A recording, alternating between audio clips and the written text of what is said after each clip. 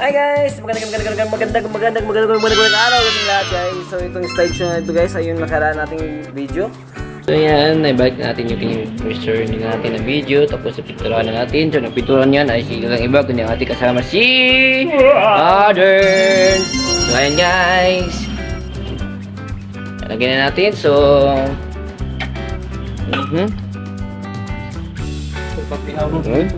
Pinturahan na natin para kumanda konti. Sa puntong ito guys, binabalik na natin yung tinatanggal natin guys yung mga copper na sa compressor. So kayong kabila guys, tapos na yan.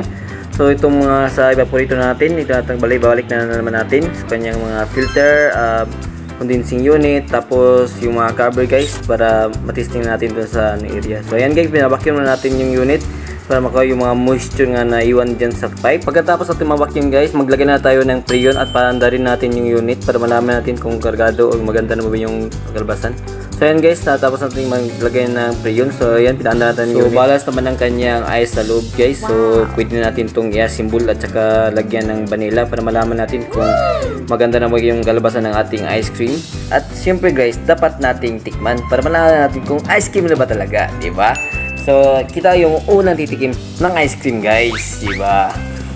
At huwag na natin patagalin guys para makatikim na tayo ng ice cream. Ito na nga guys, nalagay na natin yung kanyang dispenser. Umaanda na din yung sa gear box guys. So, ayan na, okay na yan. Mag-dispense na tayo ng vanilla at tikman natin. At ayan na nga guys, nakapag-dispense na tayo ng ice cream. Sa hindi pa nakapag-subscribe sa ating YouTube channel dahil dyan guys, so subscribe na at click the bell button. At salamat sa pagpapanood ng ating video guys. Thank you!